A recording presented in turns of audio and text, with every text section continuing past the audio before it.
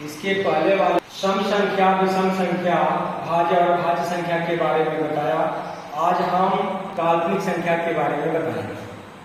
काल्पनिक संख्या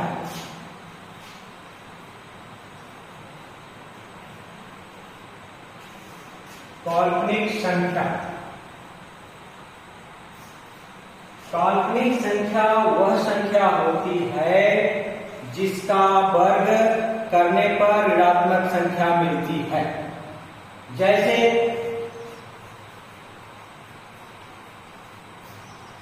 i, 2i,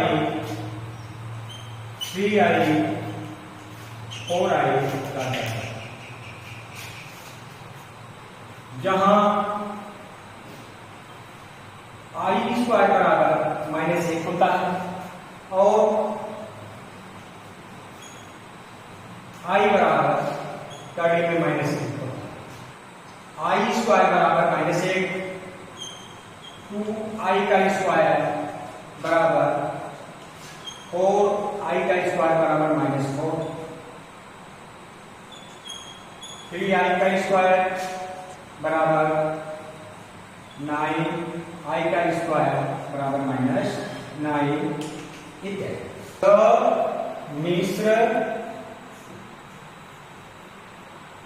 संख्या, समिश्र संख्या जो है वास्तविक संख्या और काल्पनिक संख्या का योग होती है। जैसे a + ib, जहां a जो है वास्तविक संख्या है और ib जो है काल्पनिक संख्या है। इसका मतलब यह है कि समिश्र संख्या जो है वास्तविक संख्या और काल्पनिक संख्याओं का योग होती है।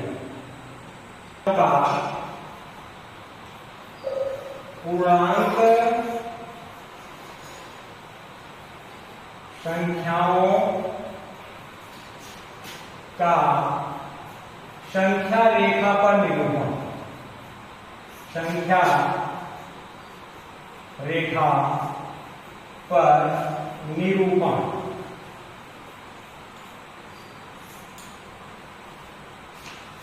पहले एक हम सरल रेखा खींच लेते हैं, एक सरल रेखा खींच लेते हैं, उस पर कोई बिंदु O लेते हैं। O के दाईं तरफ इकाई अंक पर संख्याओं को लिखते जाते हैं। 1, 2, 3, 4, 5, 6, 7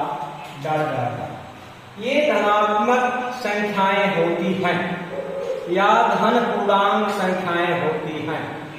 अब 0 के बाएं तरफ इकाई अंक पर ऋणात्मक संख्याओं को लेते हैं। ऋण 1, ऋण 2,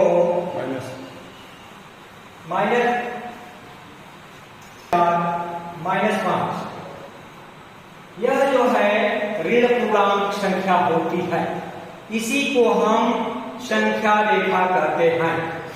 संख्या रेखा पर बाएं से दाएं जाने पर संख्याओं का मान बढ़ता है तथा संख्या रेखा पर दाएं से बाएं चलने पर संख्याओं का मान घटता है। इसलिए -1 0 से छोटी होगी। -1 के बाईं तरफ -2 है, इसलिए -2 -1 से छोटी होगी।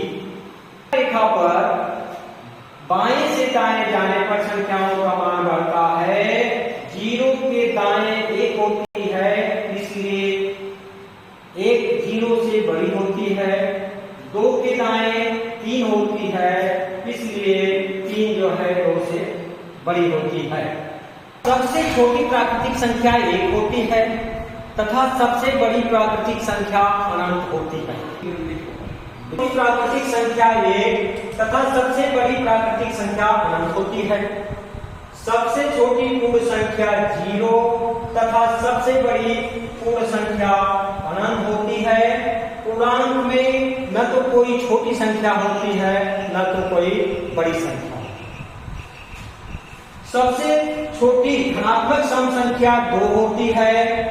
सबसे छोटी धनात्मक विषम संख्या 1 होती है और सबसे छोटी भाज्य संख्या 4 होती है और सबसे छोटी अभाज्य संख्या 2 होती है। एक न तो भाज्य होती है न तो अभाज्य होती है।